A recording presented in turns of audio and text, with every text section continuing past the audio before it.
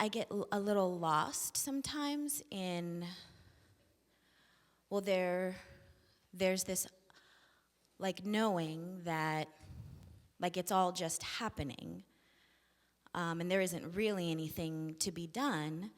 And then at the same time, or not exactly at the same, but like in the next breath, there's like such a deep urgency to heal and be healed. So it's this constant, like back and forth between like there is something for me to do, like there's something that I'm here for, and then there's also this, I'm only here to watch it unfold. And I just get lost sometimes in between those two. But why do you say that there's nothing to be done? Is it because you've been to so many Neo-Advaita meetings or read so many Neo-Advaita books? No. Or is it your own feeling there is truly nothing to do? And if you really felt, honestly, there is nothing to do, you wouldn't have asked this question. Because this question is a question about what there is to do.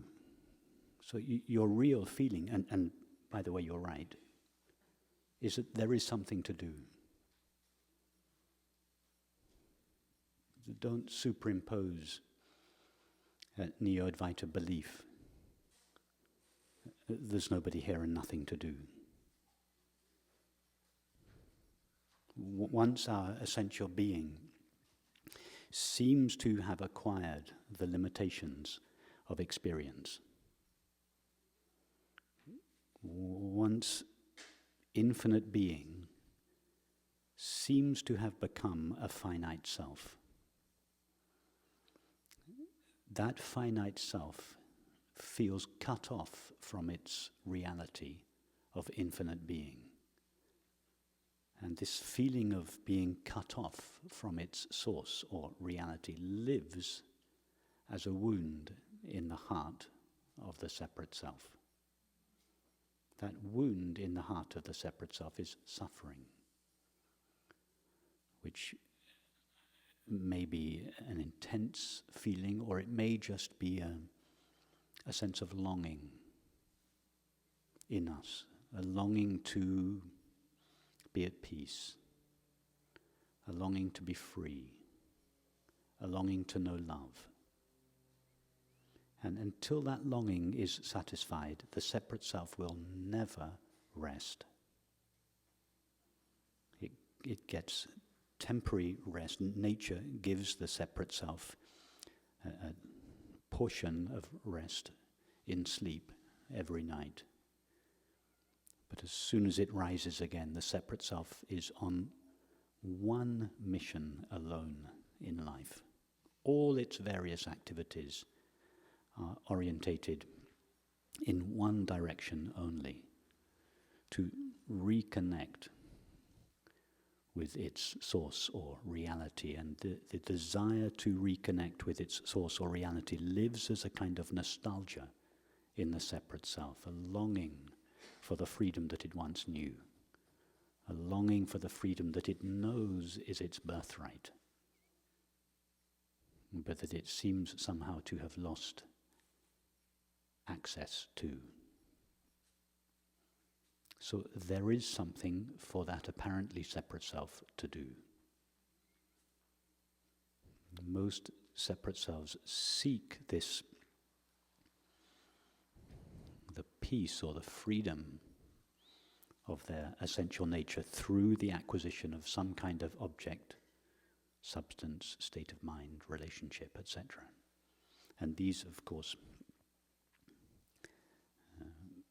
sooner or later fail us. They fail to deliver the peace that the separate self longs for. So at some stage this alternative direction, which is in fact a directionless direction,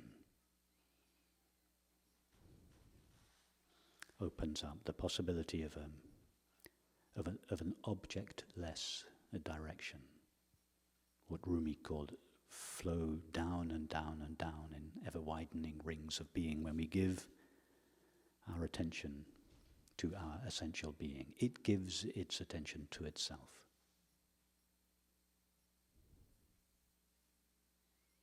And until the separate self is relieved of its limitations, the belief, and more importantly, the feeling that I am temporary, I am finite, I am located, I am a body, I was born, I am getting old, I am going to die. Until the separate self is relieved of these feelings, it will go on searching.